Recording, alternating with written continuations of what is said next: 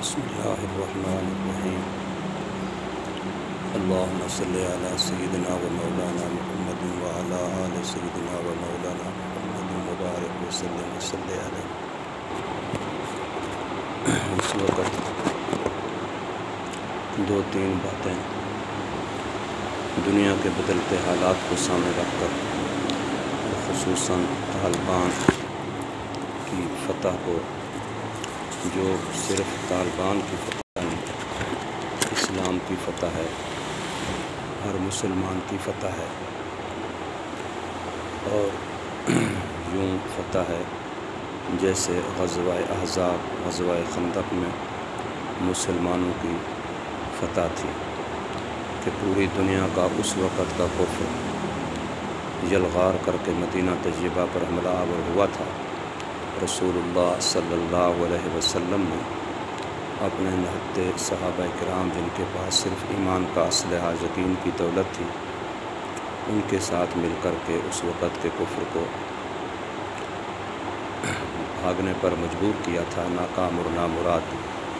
تو بالکل ایسے ہی اللہ تبارک و تعالی نے آج 1400 سال بعد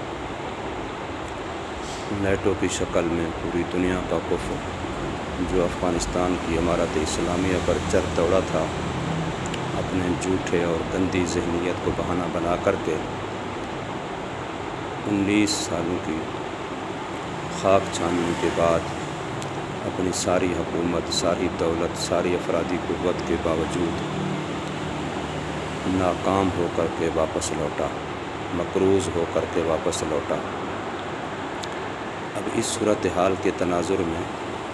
اب جو اللہ تبارک و تعالی نے غلبہ اسلام کے لیے اور نفاذ اسلام کے لیے دوبارہ عمارت اسلامیہ کا احیا فرمایا ہے، اور طالبان کی شکل میں اللہ نے افغانستان پر پھر ایک مسلمانوں کی ایسی حکومت و ایسی قوت و طاقت نصیب فرمائی ہے، تو اس کے تناظر میں پوری دنیا کے اندر جو مسلمان، خصوصاً جو کسی بھی اسلامی تحریک، اسلامی جماعت، دینی کاز سے وابستہ ہیں اور غلبہ اسلام، احیاء اسلام کی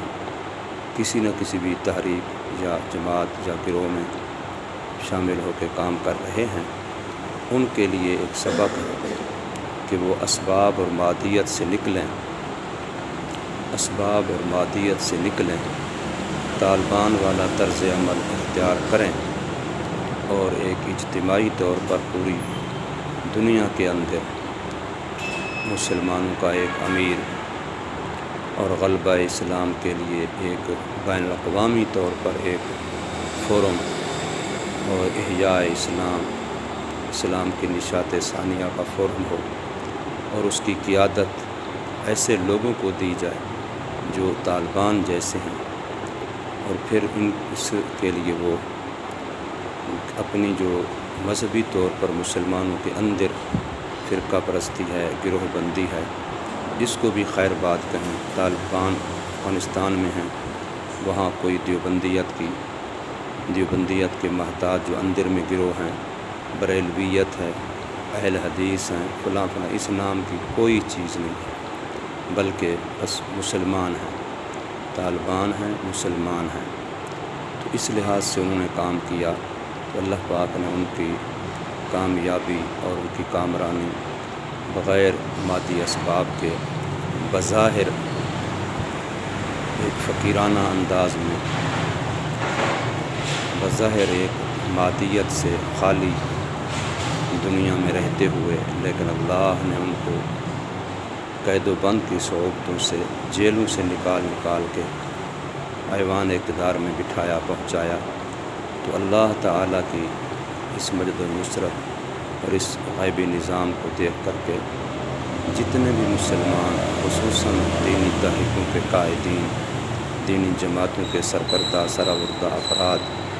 ان سب کو سر جوڑ کر بیٹھ کر کے کوشش کرنی چاہیے، اور اپنی اپنی جماعتوں کا جو ایک دائرہ کار ہے، ایک دیوار کھڑی کی ہوئی ہے، اس کو گرا دیں، اس سے نکلیں اور چھوڑیں اس کو، صرف مسلمان، صرف مسلمان، صرف مسلمان۔ چھوڑیں اس کو. یہ جمعیت علماء اسلام ہے، چاہے وہ جمعیت علماء اسلام پاکستان ہے، جمعیت علماء اسلام انڈیا ہے، جمعیت علماء اسلام بنگلہ دیش ہے، جمعیت علماء اسلام فلاں دنیا کے ملک میں الحمدللہ ہے. اسی طریقے سے اور بہت ساری جماعتیں ہیں، گروہ ہیں، اور بڑا بڑا کام کر رہے ہیں الحمدللہ اپنے اپنے مقام پہ. لیکن اب اس محدود دائرے سے نکلیں اور اجتماعیت کی طرف آئیں، امت بنیں اور اس میں یہ بہترین نمونہ ہے. اور انشاءاللہ اب امام مہدی علیہ رحمہ کا دور بہت قریب آنے والا ہے. اب دجال اور دجالی قوتوں کے سرکوبی کے لیے طالبان کی شکل میں اللہ نے ہمیں ایک نقطہ وحدت اور مرکزیت عطا فرما دی ہے. اب ان کے ساتھ آ جائیں، اپنی انا کو بھول جائیں، اپنے عہدوں کو بھول جائیں، اپنی آرام پسندی کو بھول جائیں، چھوڑ دیں اس کو. مرنا ہے، قبر میں جانا ہے. بڑے بڑے قائدین کے لیے یہ ایک بہت بڑی رکاوٹ ہے کہ ہم اپنا جماعت کے امیر ہیں تو وہاں تو طالبان کے زیر قیادت و فقیر بننا پڑے گا. یہاں تو ہماری بڑی بڑی لگژری گاڑیاں ہیں، وہاں تو ہم یہ سہولتیں، یہ آرام اور یہ ہماری چہل پہل یہ ختم ہو جائے گی. ہٹو بچوں کی صدائیں، زندہ باد کے نعرے. یاد رکھیے فنا فی اللہ کی تہ میں بقا کا راز مضمر ہے. جسے مرنا نہیں آتا اسے جینا نہیں آتا.